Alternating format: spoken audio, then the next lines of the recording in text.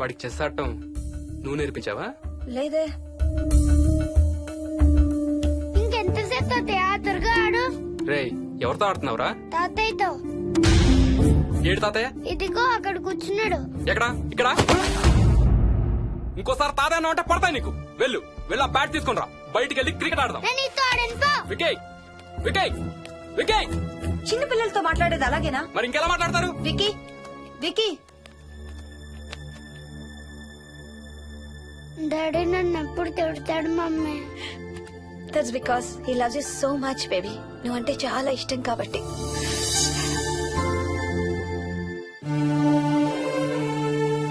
Wiki నాకు ఒక చిన్న హెల్ప్ చేసి పెడతావా ప్లీజ్? దా.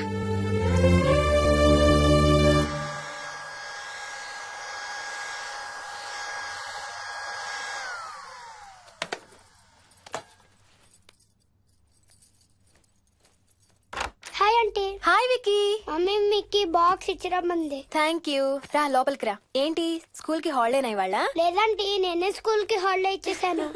అంటే నేను అంకుల్ ప్లే స్టేషన్ లో గేమ్స్ ఆడుకోవచ్చా? ఓకే వెళ్ళి ఆడుకో.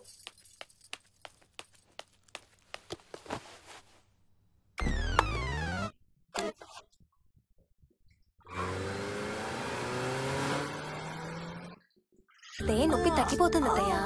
పోనీ టికెట్స్ క్యాన్సిల్ చేస్తానమ్మా. కొంచెం నొప్పి తగ్గాక 2 రోజులు ఆగే వెళ్తురు గానీ. మా టికెట్ల సంగతి సరేరా, మీవి ఇంటర్నేషనల్ టికెట్స్. లాస్ట్ మినిట్ లో క్యాన్సిల్ అంటే బోల్డ్ అంత పోతుంది.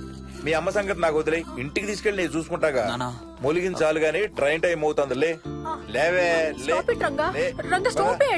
అసలు నువ్వు రాత్రిపూట నడవకుండా మంచానికి గొలుసులేసి కట్టేయాలి. పగలబండి కాబట్టి సరిపోయింది. అదే ఏ రాత్రి ట్రైన్ అయితే బెర్త దిగి ఎటో పోయేదానివి. ఏ తలుపో తీసుంటే గోవిందా గోవిందా. అబ్బా నువ్వు ఊరుకోనన్నా, అసలే అమ్మ నొప్పితో బాధపడుతుంటే. బాయ్ మోహిని, అక్కడ ఫ్లైట్ దిగాక ఫోన్ చెయ్యమ్మా. అలాగే అత్తయ్య. బుచ్చయ్య అయ్యా వస్తాం. మా వాళ్ళని జాగ్రత్తగా చూసుకో. సరే అయ్యా. యాదమ్మా వస్తాం. అలాగేనయ్యా. బాయ్ మోహిని. బాయ్ మావయ్య. Happy journey. Bye. Thank you అమ్మా. Hyderabad to Paris 10 hours journey. First class seats beds లా ఉంటాయి. ఆలోచించు మరి. అసలు ఆ క్షణం గురించి నేను ఆలోచించని క్షణమే లేదు. ఆ బెడ్స్ లాంటి సీట్స్ మీద నువ్వు నేను. అబ్బా తలుచుకుంటే నా ఒళ్ళంతా వేడెక్కిపోతుంది. ఏంటేంటి? కావాలంటే ఒక్కసారి టచ్ చేసి చూడు. ఇప్పుడా? ఇప్పుడే. టచ్ తో ఆగలేనేమో. అయితే మానే.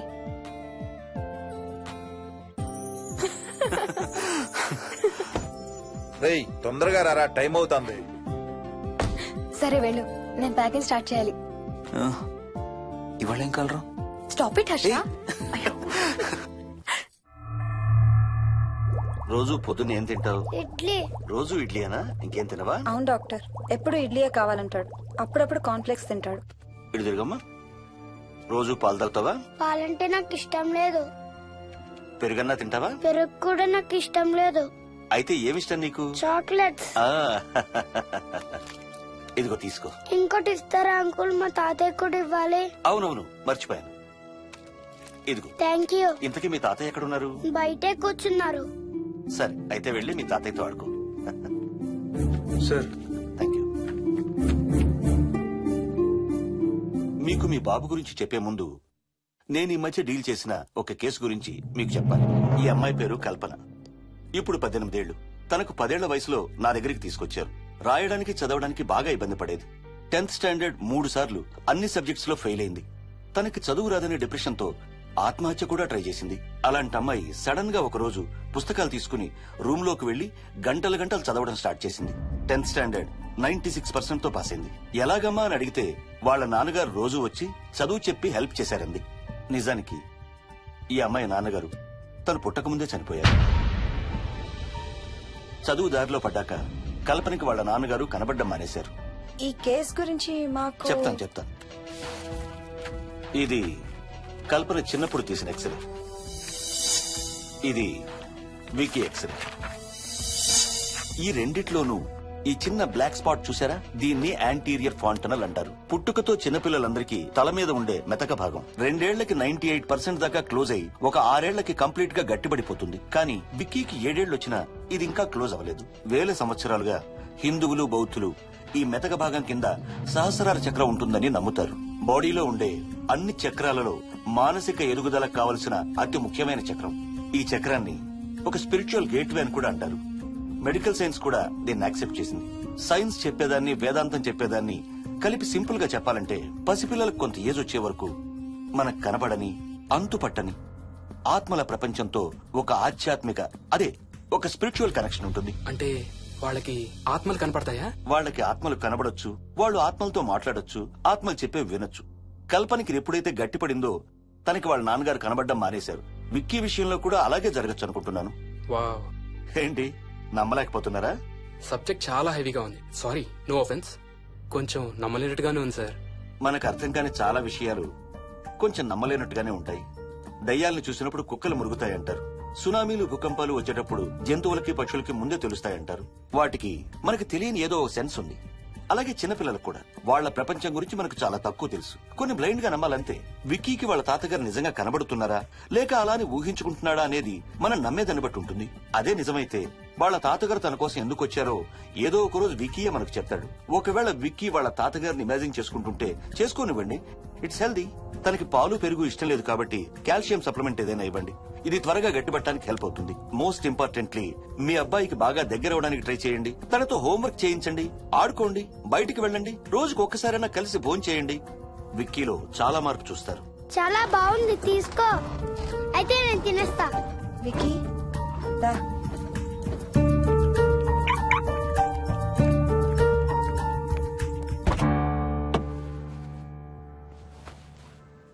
Wiki, listen to me carefully. ఇక నుంచి అన్ని ఆటలు మన ఇద్దరమే ఆడుకుందాం. నీకెప్పుడు ఆడుకోవాలనిపించినా నన్ను పిలు, నేనొచ్చి నీతో ఆడతాను. తాతతో గాని రాజుతో గాని ఆడుకోవటం మానేయాలి, అర్థమైందా? తాత అంటే నాకు చాలా ఇష్టం డాడీ. తాత చచ్చిపోయాడు, ఈ లోకంలో లేడు. నువ్వు పుట్టక ముందే చచ్చిపోయాడు, అర్థమైందా?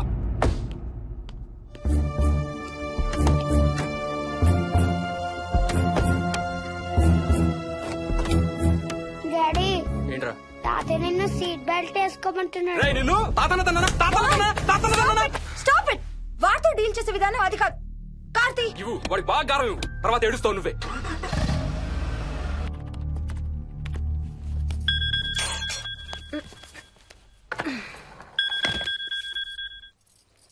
Hello, hi babes. ఏంటి, ఏం చేస్తున్నావు? ప్యాకింగ్. ఎప్పుడు వస్తున్నావు? బయలుదేరుతున్నాను. Hey, you know something? కాసేపట్లో మన ఇద్దరం మైల్ హై క్లబ్ లో మెంబర్స్ అవబోతున్నాం. మైల్ హై క్లబ్బా? ఏంటది? మన ఫస్ట్ నైట్ భూమికి 10 కిలోమీటర్ల పైన ఒక ఫ్లైట్ ఫస్ట్ క్లాస్ క్యాబిన్ లో జరగబోతుంది. అలా ఆకాశంలో శోభనం చేసుకున్న వాళ్ళందరూ కలిసి క్లబ్ పెట్టుకున్నారు. సో మనకు కూడా ఆ క్లబ్ లో మెంబర్షిప్ వస్తుంది. నాకేం అక్కర్లేదులే ఆ క్లబ్ లో మెంబర్షిప్. కానీ నాకు కావాలి. అసలు ఎంతమందికి వస్తుంది చెప్పు ఇలాంటి ఆపర్చునిటీ? మొదటి రాత్రి, మొదటిసారి భూమికి 36,000 ఫీట్ పైన ఒకే దుప్పట్లో ఇద్దరం. ఛీ, కంపు. హే, దుప్పటా నేనా? అది కాదు, ఇంట్లో మళ్ళీ ఆ మందు కంపొస్తుంది. అసలు మా ఎవరికి రాని కంపు నీకెలా వస్తుంది? ఓహో, మర్చిపోయాను, నీ చాలా సెన్సిటివ్ ముక్కు కదా. చాలే ఆపు, తొందరగా బయలుదేరు. రే హర్ష, ఆ, ఎన్నింటికి రా ఫ్లైట్? నైట్ 11:30కి రా. Honeymoon in Paris, you lucky bugger. All the best. Thank you రా. ఆల్ ది బెస్ట్ రా. రే, థ్యాంక్స్ రా. రే, డౌట్లు ఏమైనా వస్తే ఫోన్ చెయ్యి.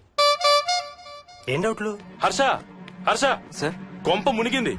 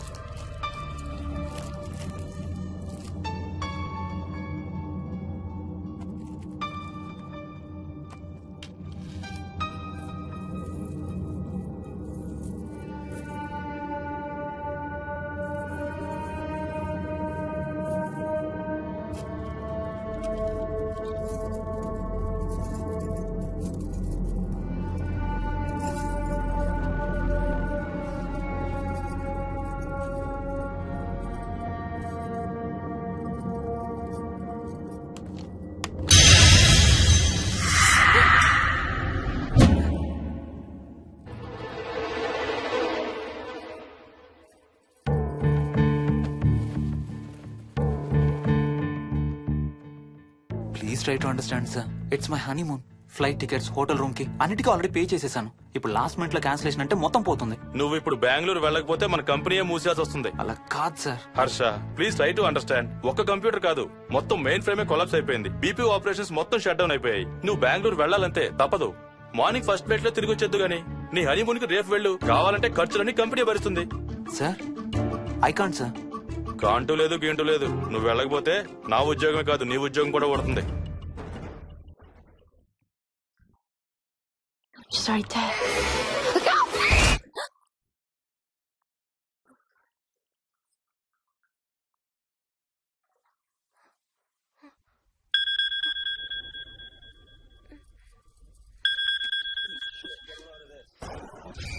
హాయ్.